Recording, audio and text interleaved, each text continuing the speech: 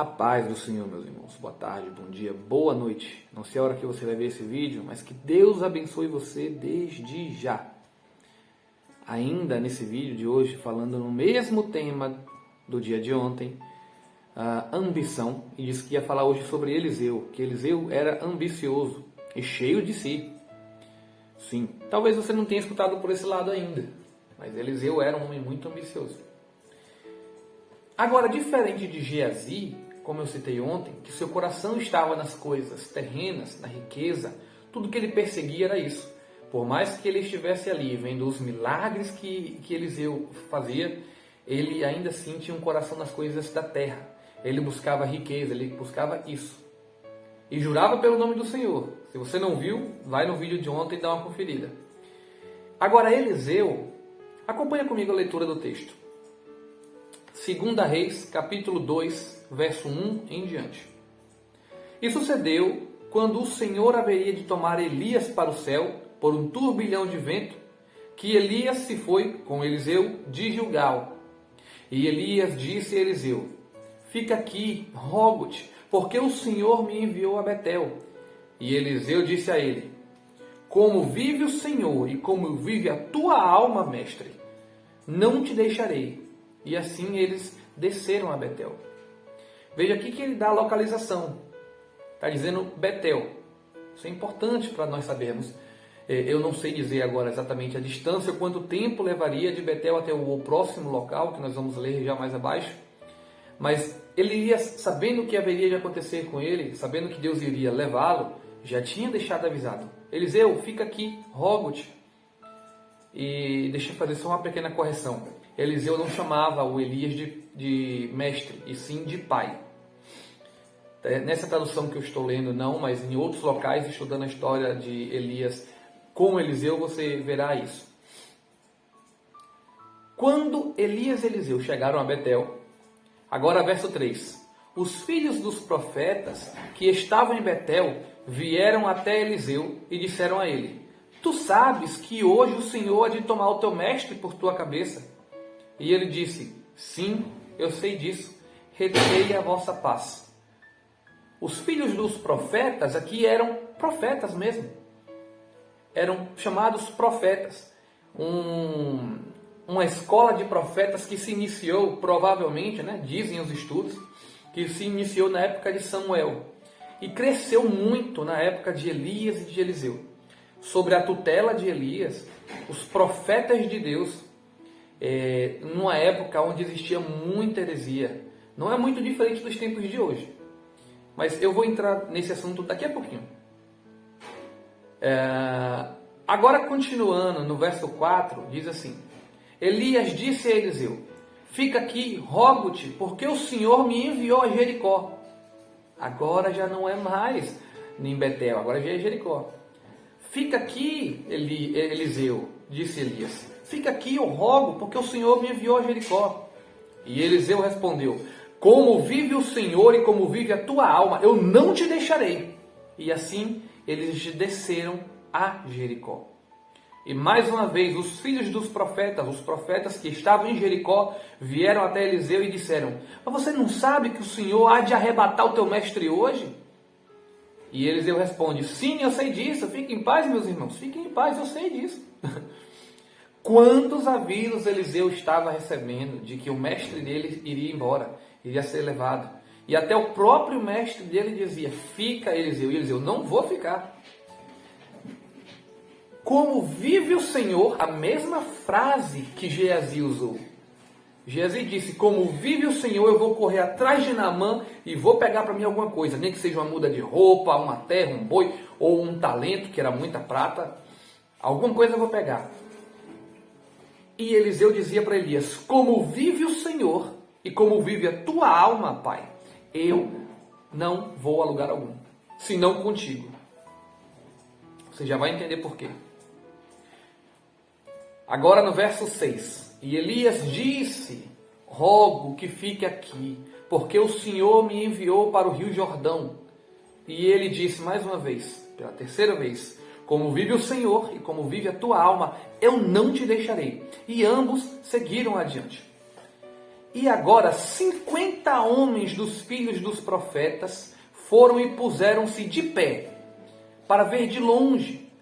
E eles puseram-se de pé junto ao Jordão. Eles não foram, ficaram. E Elias tomou o seu manto, o enrolou todo, feriu as águas, e elas foram divididas para lá e para cá, de modo que os dois, Elias e Eliseu, atravessaram em terra seca. E sucedeu, quando eles haviam partido, que Elias disse a Eliseu: pede-me o que devo fazer por ti, antes que de ti eu seja tomado.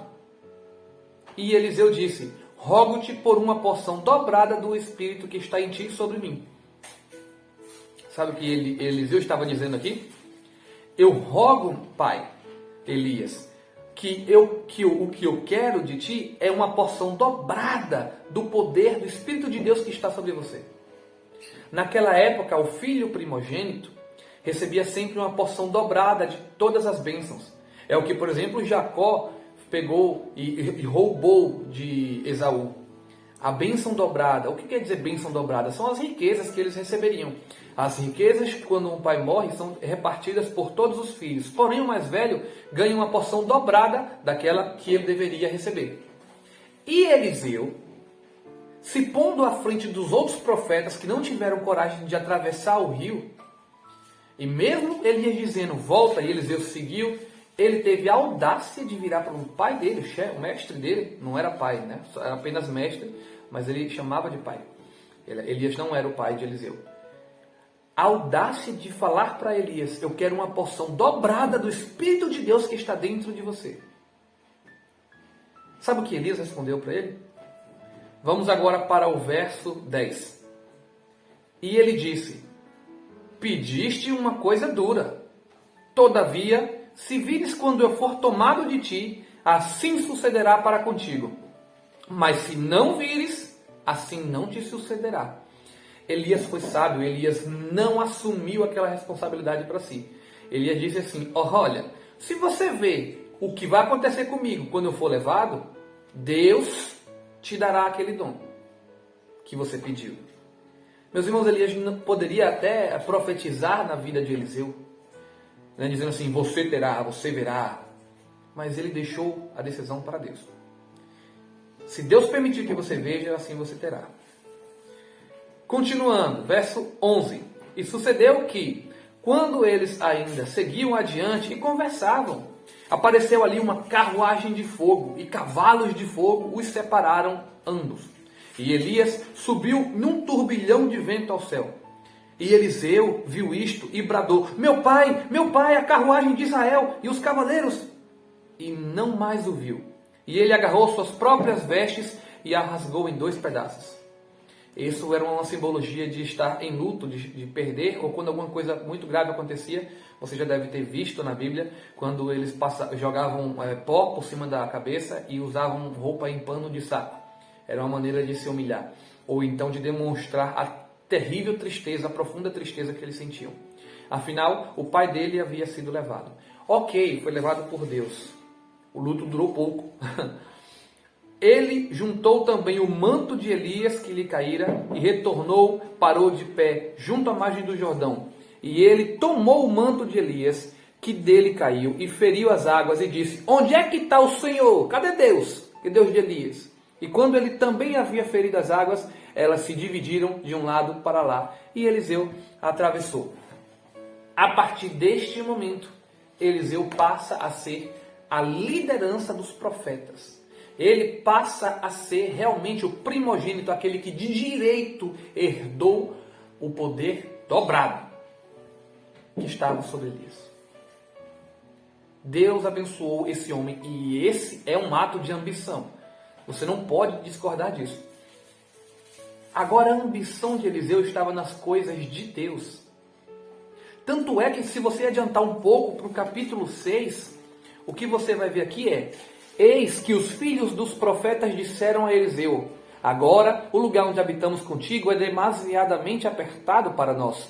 Vamos, nós te rogamos, até o Jordão, e de lá cada homem tome uma viga, e façamos ali um lugar onde nós possamos habitar. E Eliseu respondeu, ide vós. Vá lá, faz. Eliseu foi aquele que concluiu o plano da escola dos profetas. Não sei se esse era o plano dele, mas quando ele diz dar uma porção dobrada, ele por direito era considerado primogênito. E o primogênito assume o lugar do pai. E o pai dele, que era Elias, ele estava fazendo crescer a escola dos profetas, que nada mais era uma escola para poder continuar pregando a palavra verdadeira de Deus. Quando você continua lendo, você vai ver que na época do profeta Jeremias, existiam vários outros profetas que falavam de si, falavam porque para agradar reis, para agradar homens. E é muito do que nós vemos hoje em dia. Naquela época existia essa questão da religião mais fácil, quando Deus é muito mais abençoador. Hoje em dia nós vemos pessoas pregando a palavra e muitas vezes distorpando ela para ser um evangelho mais fácil. Nós vemos músicas nas igrejas, hinos que louvam, que é muito mais fácil. Às vezes nem palavra tem, é só hino, só música. O engraçado é que tem algumas igrejas, não fazendo crítica, mas de certa forma, quando a igreja que tem, por exemplo, as paredes pretas, eu vou explicar por isso. As paredes pretas e muito louvor, mas não tem palavra, alguma coisa está em falha. Lembra o que Paulo disse? Eu não me envergonho do Evangelho, porque ela é a palavra de poder para mudar e para transformar tanto ímpios, tanto romanos, quanto judeus. Primeiro judeu, depois romanos. A palavra tem poder, a palavra é a verdadeira palavra de Deus, é a Bíblia. Quando você tira isso e coloca somente outras coisas, e agora eu vou explicar o que acontece com a questão da igreja de parede preta, entre aspas. Né? Isso é uma denominação muito pobre, eu sei. Mas o que eu quero dizer com isso? Eles transformaram a casa de Deus em um lugar onde mais se parece um teatro.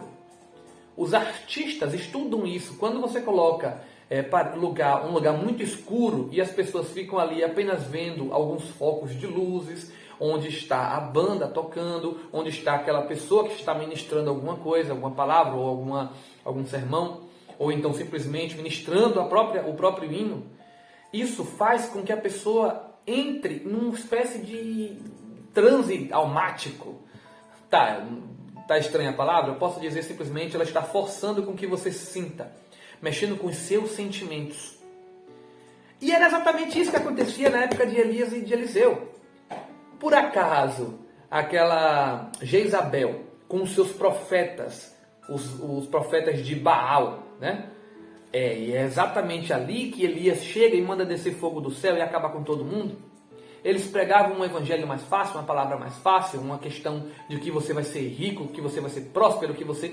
E a palavra diz outra coisa. Jesus disse que veio trazer espada até dentro da mesa da nossa casa. Porque quando a gente se converte, quando a gente prega o evangelho, quando a gente corrige as pessoas... Foi assim que João morreu. João Batista, quando ele chegou e falou assim: você, Herodes, está casando com a mulher, com a tua cunhada? Isso está errado, isso é pecado frente aos olhos de Deus. E muitas vezes em casa, quando nós apontamos algum erro, e mesmo que nós fiquemos calados, muitas vezes as pessoas nos perguntam nossa opinião, ou veem em nós uma mudança, ou um comportamento diferente, elas pensam assim, tá crentinho agora, tá crente, ou até não gostam da nossa mudança. Mas a verdade é exatamente essa, é palavra verdadeira. A escola dos profetas foi fundada para isso. A escola dos profetas, antes de mais nada, ensinava os profetas a ouvirem a voz de Deus. O que o profeta falava, poderiam ter duas vertentes. A primeira é, Deus falou, ele repetiu. Assim diz o Senhor. Você sempre verá essa frase depois que um profeta diz, quando a palavra vem de Deus. Ou no início ou no fim.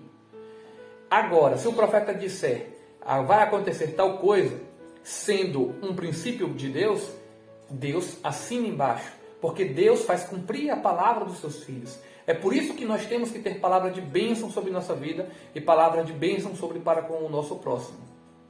A nossa ambição tem que estar pautada nas coisas de Deus E não como aconteceu com Geazi. Você está preocupado em ter o emprego do teu sonho? Por que você não pergunta para Deus e aprende a ouvir a voz dele, como os profetas faziam, se aquele é o trabalho que Deus quer para você? Se você quer conquistar ou construir o teu império, por que você não pergunta para Deus se é esse o caminho que ele quer para você? Muitas das vezes a gente persegue caminhos da nossa própria inteligência ou do nosso próprio coração, achando que é bom, mas enganoso é o coração do homem, como dizia Jeremias. Enganoso, mais do que tudo, mais do que o próprio inimigo, mais do que o dinheiro, mais que tudo, é o próprio coração nosso. Nós temos a capacidade de nos enganar. Para finalizar, meus irmãos, eu gostaria de compartilhar uma palavra com vocês no livro de Isaías, profeta Isaías, também no capítulo 2. Somente até o verso 5, e diz assim: a palavra que Isaías, o filho de Amós, viu concernente a Judá e Jerusalém. Verso 2: e acontecerá que nos últimos dias o monte da casa do Senhor será estabelecida no cume dos montes, e será exaltada acima das colinas. Todas as nações fluirão em direção a ela. Aqui está falando de que uma coisa que não aconteceu. Nos tempos em que o Senhor virá, voltará, na volta de Cristo, o que acontecerá? Muitos povos irão e dirão: vinde vós e deixai subir o monte do Senhor, em direção à casa de Deus de Jacó. E ele nos ensinará a respeito de seus caminhos. E nós andaremos nas tuas veredas, pois de Sião sairá a lei e a palavra do Senhor de Jerusalém. Ele julgará entre nações e repreenderá entre muitos povos. E eles converterão o quê? As espadas em lâminas de arado e suas lanças em foices. Nação não erguerá mais espada contra a nação, nem aprenderão mais a guerrear. Ó casa de Jacó, vinde e deixai andar na luz do Senhor. Por que nós vamos fazer isso somente quando Jesus voltar? Se podemos fazer hoje, andar na luz do Senhor. Aqui ele diz que as lâminas, as armas, as espadas serão convertidas em foice para arado. Sabe o que isso quer dizer? Que nós não precisaremos mais guerrear. Nação não vai levantar contra a nação.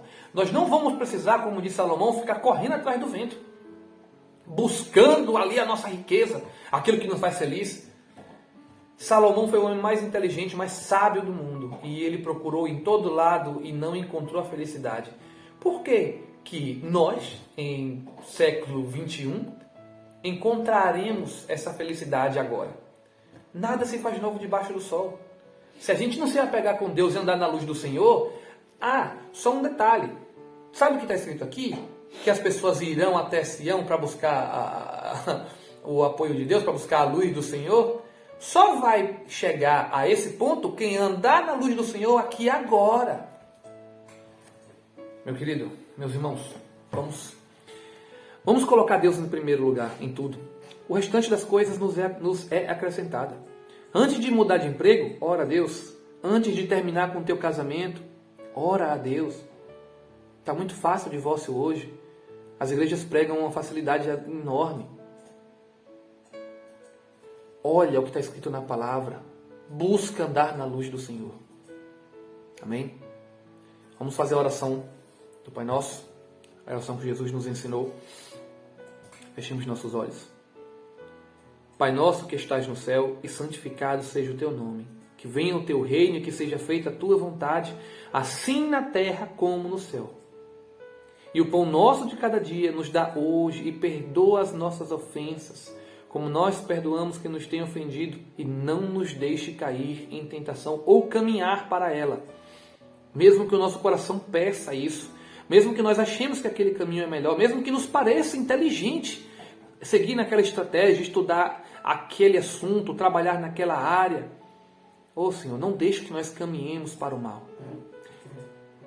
Ai, Cristo, maravilhoso Pai. Teu é o poder, é a honra, a glória para todos sempre. Perdoa nossos pecados como nós perdoamos quem tem pecados contra nós. É o que te pedimos em nome do teu santo nome, em nome do teu santo nome, Jesus Cristo. Amém e amém. Que Deus abençoe vocês desde já. Amém? Glória a Deus. Fique em paz. Fica com Deus.